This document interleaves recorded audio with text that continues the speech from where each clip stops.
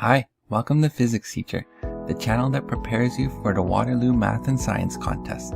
In this Sir Isaac Newton contest question, Willie starts from rest at the top of a ski jump. After following a vertical distance of 25 meters, is launched at an angle of 36.9 degrees.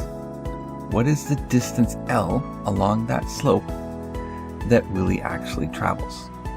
Give it a try, and I'll be right back with the solution.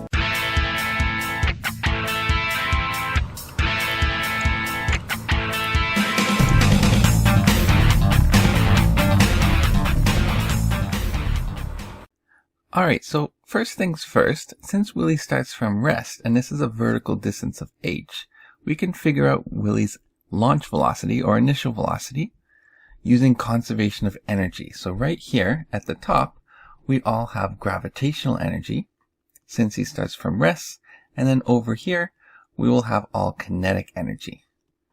So gravitational energy becomes kinetic energy, and so we will have mgh for gravitational is going to equal 1/2 mv squared for kinetic. Now the mass will cancel, and if we rearrange, we can solve for v, as v being the square root of 2gh. Alright, so there's our initial velocity, or at least an expression for it. Now, if this slope here continues like so, well, this angle theta, which is the same as this angle theta, right, but let's just look at this first one. Here, let's call this the x-axis. Since opposite angles are going to be equal, this angle here will also be theta. And we can use that to break our initial velocities into components. So our components would be, we would have an x component and a y component. So there's v. Here we will have v sine theta. And here we'll have v cos theta for its x and y component.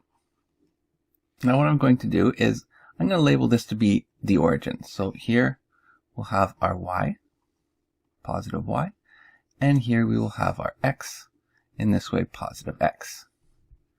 And so this point right here, where Willie lands, let's call that coordinate xy. So first what we'll do is we'll look at this x component. Now the x component is the distance Willie travels in our x direction. So it's the horizontal distance. Alright, so we have x is going to be equal to velocity times time. That's it, just our x component of velocity times time. Since there's no acceleration in x, that's the only equation we have. Alright, well what's x going to be?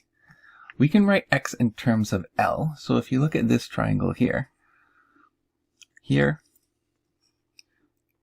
and here, and here, where this angle is theta, then we can write this x direction as L cos theta.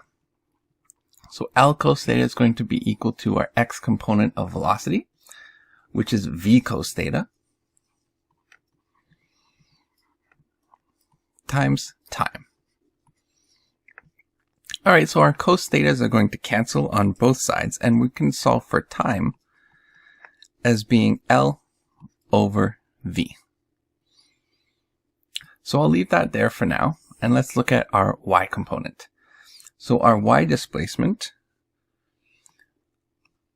is going to be equal to, we're going to have to use one of our equations of motion, since we do have acceleration, it'll be acceleration due to gravity, is going to be our y velocity times time, plus 1/2 a times time squared, where a is the acceleration due to gravity, which would be negative 9.81 meters per second squared, or I'll just write it as negative g.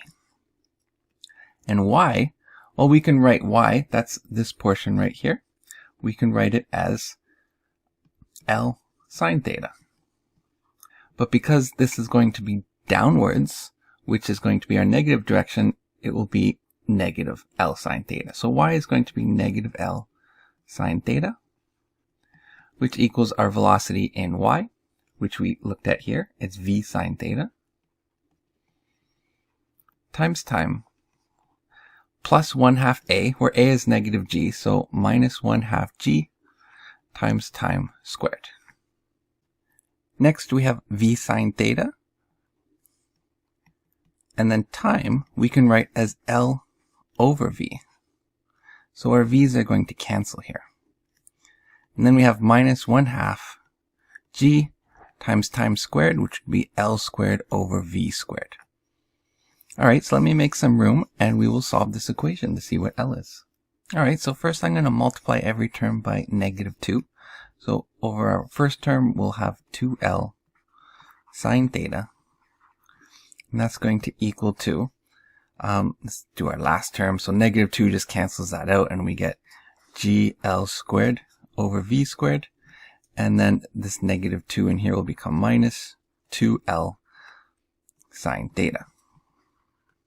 Well, bringing this term to the other side of the equation gives us 4L sine theta equals to GL squared all divided by, and if you remember from before, using energy conservation, V was the square root of 2GH, which would mean V squared is just 2GH, where our G's will cancel. And then from here, we can cancel out one of the L's, multiply both sides by 2H, and we get L equals to 2 times 4 is 8, H sine theta.